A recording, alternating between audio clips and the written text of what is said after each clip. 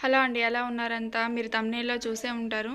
ఈరోజు టాపిక్ వచ్చేసి దేవుణ్ణి పూలతో అర్చించేటప్పుడు మనం జనరల్‌గా కామన్ మిస్టేక్స్ అయితే చేస్తూ ఉంటాము. సో, ఈ వీడియో ద్వారా మీకు అలాంటి డౌట్స్ అన్నీ కూడా క్లియర్ చేస్తాను. జనరల్‌గా మనం దేవుడిని పూలతో పూజిస్తూ ఉంటాం కదా! ఈ పూలతో ఎలా పూజించాలి అంటే మన చెట్లకి కాసిన పూలతో చేస్తే ఫలితం ఎక్కువగా ఉంటుందండి. అండ్ మన చెట్లకు కాసిన పూలు అంటే లక్ష్మీ అమ్మవారు ఎక్కువగా అయితే ఆశిస్తారు.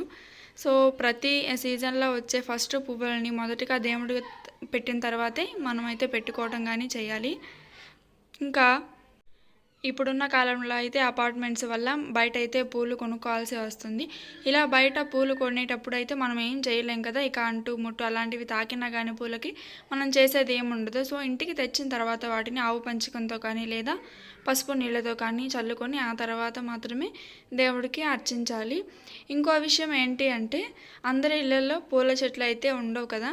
ఇలా పూల చెట్లు వేసుకోలేని వాళ్ళు పక్కింట్లో నుంచి పూలు అనేవి జనరల్గా కోసుకొస్తూ ఉంటారు. ఇలా పక్కింట్లో నుంచి పక్క చెట్ల నుంచి వేరే వాళ్ళ చెట్ల నుంచి మనం పూలు తెంపుకునేటప్పుడు ఆ పూలతో చేసిన ఆ పూజ అనేది ఫలితం ఎవరింటి నుంచి అయితే పూలు తెచ్చారో వాళ్ళకి వెళ్ళిపోతుంది. సో, అలా వెళ్ళకూడదు. ఫలితం మనకి దక్కాలి అంటే జనరల్గా మనం పూలు కోసుకోవడానికి వెళ్ళినప్పుడు ఒక చెంబుతో వాటర్ తీసుకొని వెళ్ళి ఆ వాటర్ని చెట్టు మొదట్లో పోసి దండం పెట్టుకొని, ఈరోజు నీతో నాకు అవసరం ఉంది, నేను ఈ పూలతో దేవుణ్ణి అర్చించాలనుకుంటున్నానమ్మా, ఫలితాన్ని నాకు దక్కేలా చూడు అని చెప్పి మీరు పూలను కనుక కోసుకొని ఆ పూలతో దేవుణ్ణి అర్చిస్తే ఫలితం అనేది మీకు ఉంటుందండి. ఈ విషయాన్ని అయితే ఖచ్చితంగా గుర్తుపెట్టుకోండి. మనం వేరే వాళ్ళ ఇంట్లో పూలు కోసుకునేటప్పుడు ఒక చెమ్మ వాటర్ పోసి ఆ తర్వాత మాత్రమే మన ఇంటికి పూలు తెచ్చుకోవాలి. ఇంకా దేవుడిని ఏ పూలతోనైనా అర్చించాలి అంటారు. నిజమేనండి, ఎటువంటి పూలతోనైనా సరే దేవుణ్ణి అయితే అర్చించవచ్చు. ఇంకా సువాసన వెదజల్లే పూలు అంటే దేవతలకి కానీ దేవుళ్ళకి కానీ చాలా ఇష్టపడతారు. ఇంకా కొన్ని స్పెషల్ పూలు అయితే ఉంటాయి మనకి, పారిజాత పుష్పాలు అని, శంకు పుష్పాలు అని. ఈ పారిజాత పుష్పాలకి ఒక స్పెషాలిటీ అయితే ఉంటుందండి. అవి ఎలా ఉంటాయి కూడా నేను ఈ వీడియోలో మీకు చూపిస్తాను. ఈ పారిజాత పుష్పాలు అనేవి ఒక బ్యాక్గ్రౌండ్ అయితే ఉంటుంది వీటికి. పూర్వకాలంలో శ్రీకృష్ణుని భార్య సత్యభామకి పూలు అవసరమైతే ఉంటుంది. సో, ఇంద్రుని ఆస్థానానికి వెళ్ళి పూలు తెంపుకోకపోతే ఇంద్రుని యొక్క భార్య సత్యభామని తీవ్రంగా అవమానిస్తుంది.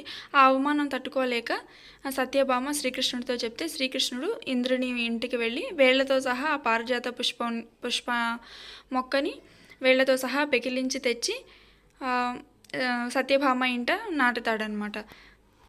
ఆ టైంలో సత్యభామకు శ్రీకృష్ణుడు ఒక వరాన్ని కూడా ఇస్తాడు. ఈ పూలను నువ్వు తప్పితే ఇంకెవ్వరూ పెట్టుకోకూడదు అని. అందుకే ఆ పూలు సత్యభామకు మాత్రమే సొంతం అవుతాయి. ఇంకా ఎవరు కూడా ఆ పూలని చేతితో తెంపరాదు, మరియు నెత్తిలో కూడా పెట్టుకోవద్దు కాదు. ఇవేనండి పారిజాత పుష్పాలు. ఈ విధంగా అయితే ఉంటాయి చూడండి.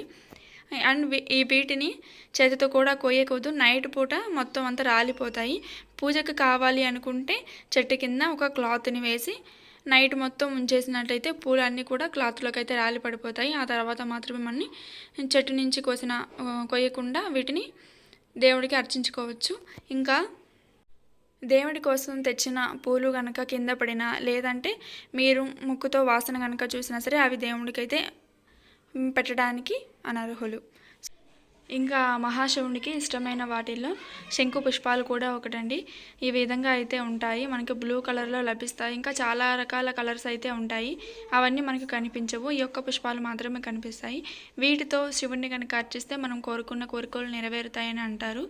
సో, చూసారు కదా, తప్పకుండా మీకు కనుక అందుబాటులో ఉంటే ఈ యొక్క శంకు పుష్పాలతోటి శివుణ్ణి అర్చించడానికి అయితే ప్రయత్నించండి. ఇంకా పరమేశ్వరుడికి చేసే పూజలో కొన్ని స్పెషల్ పద్ధతులు అయితే ఉంటాయి. ఖచ్చితంగా నేను ఇంకొక వీడియోలో మీకు షేర్ చేయడానికి ట్రై చేస్తాను. అండ్ వీడియో నచ్చితే లైక్ చేయండి, షేర్ చేయండి. Thank you so much.